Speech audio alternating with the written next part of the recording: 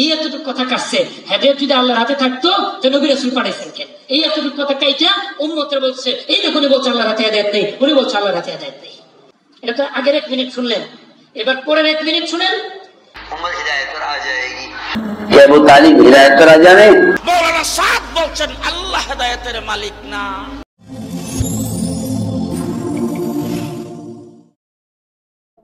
হিদায়াতের ব্যাপার যদি আল্লাহর হাতে থাকতো তাহলে আল্লাহ রাসূল পাঠাতেন না। নাউযুবিল্লাহ বলবেন না।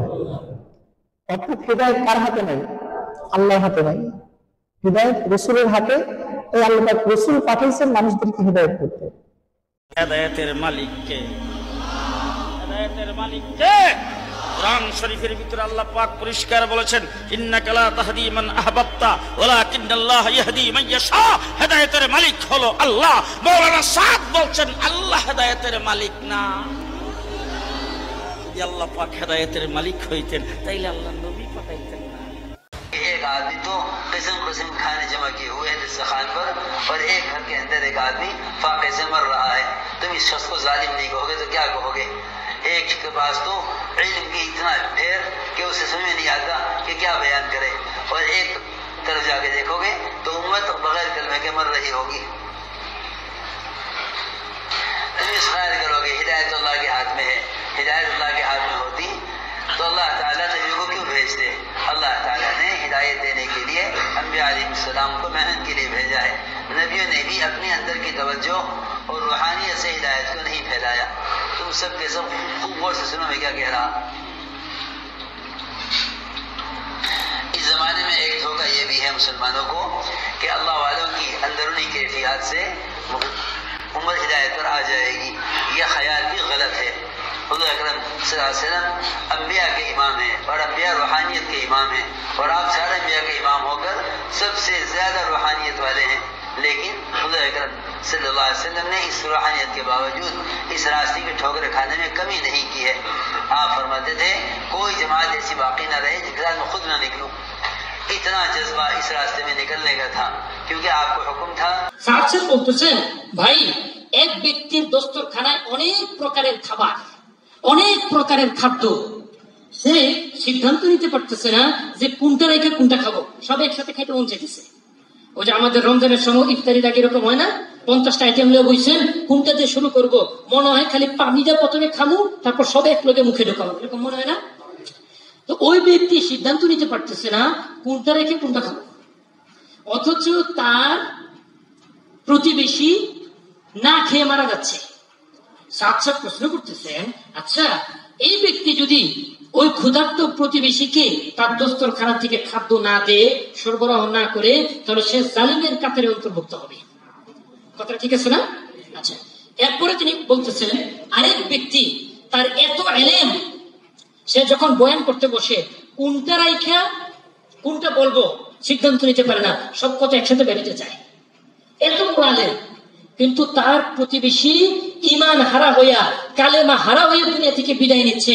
আর সে কি বলতেছে, আরে হেদায়েত তো আল্লাহর হাতে, হেদায়েত তো আল্লাহর হাতে। আমি যদি তাকে দাওয়াত দিই, তার উপরে মেহনত করি, কিন্তু আল্লাহ যদি হেদায়েতের ফয়সালা না করেন তাহলে তো আমার দাওয়াত দিয়ে কোনো লাভ নাই।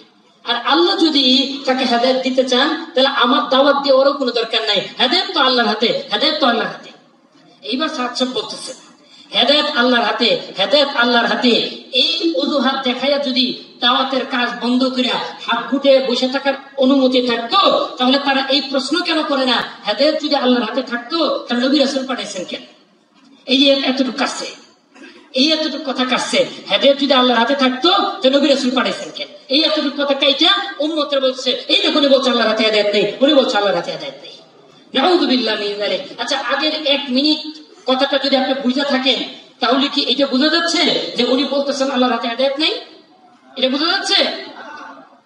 তাহলে এরপরের 1 মিনিট শুনেন। এটা তো আগের 1 মিনিট শুনলেন, এবার পরের 1 মিনিট শুনেন।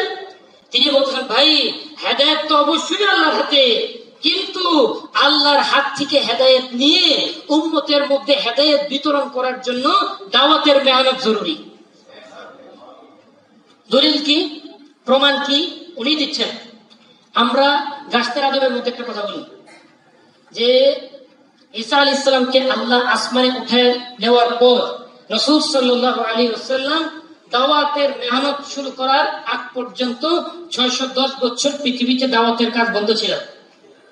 দাওয়াতের কাজ বন্ধ থাকায় উম্মতের মধ্যে গুমরাহি বাড়তে বাড়তে আইয়ামে জাহিলিয়াত কায়েম ছিল। এটা বলি না ভাই আমরা? আচ্ছা, ওই সময় কি আল্লাহ ছিলেন? ছিলেন? হেদায়েত কি আল্লাহর হাতে ছিল? তাহলে আল্লাহ তো সামিউন বাসীর, সর্বদ্রষ্টা, সর্বশ্রোতা, সর্বজ্ঞ। তিনি তো দেখতেছেন হেদায়েতের অভাবে উম্মত গুমরাহ হয়ে যাচ্ছে। আল্লাহ হেদায়েত দিলেন না কেন? উম্মত জাহিলিয়াত পর্যন্ত পৌঁছলো কেমনে? হ্যাঁ, এখানে আল্লাহর সুন্নত হইল উম্মত জাহিলিয়াতে পৌঁছলেও দাওয়াতের মেহনতে বাদ দিয়ে হেদায়েত আমি দিব না। এটা কার ফয়সালা? আল্লাহর ফয়সালা। এটা আল্লাহর ফয়সালা।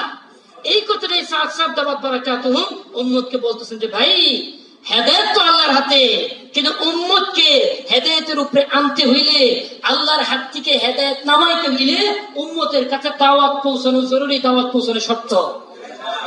এখন এই কথাটারে কাইটা সাইটা, মাথা কাইটা, পেট কাইটা, আঙ্গুল কাইটা, নাক মুখ কাইটা, শুধু পেটটা দেখাইতেছে। এই পেট দেখলে বুঝতে পারবে এটা ছেলের পেট না মেয়ের পেট। মৌলানা সাদ বলছেন আল্লাহ হেদায়েতের মালিক না। যদি আল্লাহ পাক হেদায়েতের মালিক হইতেন তাইলে আল্লাহ নবী পাঠাইতেন না। हिदायत अल्लाह के हाथ में है। हिदायत मुनकर से रोकने वालों के हाथ में भी नहीं है, और हिदायत भलाई का हुक्म करने वालों के हाथ में भी नहीं है। वो तो नबियों के हाथ में हिदायत नहीं है। अंबिया अलैहिस्सलाम के जितने भी कोशिश है, हिदायत अल्लाह के हाथ में है। हिदायत सिर्फ अल्लाह के हाथ में। इन्नका ला तहदी मन अहबब्ता। अपनी चाहत से भी आप किसी को हिदायत दे सकते, जिसको आप चाहते हैं उन्हीं से। क्या वो तालिब हिदायत का राजा नहीं? এখানে আমরা স্পষ্ট শুনলাম যে মাওলানা সাদ সাহেব বলেছেন যে হেদায়েত একমাত্র আল্লাহর হাতেই। তাই আসুন আমরা হযরতের উপর আরোপিত মিথ্যা ও অপপ্রচার করা থেকে নিজেও বিরত থাকি এবং অন্যকে বিরত রাখি। নবী করিম সাল্লাল্লাহু আলাইহি ওয়াসাল্লাম বলেন, যে ব্যক্তি তার ভাইয়ের মানসম্মান নষ্ট করা থেকে নিজে বিরত থাকবে বা কাউকে বিরত রাখবে, কিয়ামতের দিন আল্লাহ তাকে জাহান্নামে নিক্ষেপ করা থেকে বিরত থাকবেন। তিরমিজি, হাদিস নং 1931। জুনায়েদ আল হাবিব, উনার কথা আমি বলবো না, কারণ উনি যে কি লোক এটা ওনার ব্যাকগ্রাউন্ড দেখলে বোঝা যায়। নাম দিছে খতিবে বাঙ্গাল। তো খতিবে বাঙ্গাল নাম দিছেন আপনি, আপনার নিজের নাম কি কেউ নিজে দিতে পারে? যে আমি আল্লামা, আমি এইগুলো বলার জন্য না। ওনার যে বলার স্টাইল, ওনার যে উম্মতের সামনে যখন পেশ করে কোনো কথা, যেভাবে অহংকারের সাথে পেশ করে, এদের দিলের উপরে আল্লাহ মোহর লাগাই দিছে। এরা হক আর বুঝতেছে না এখন কোনটা হক কোনটা বাতিল। বাতিল বলছে সব বাতিল।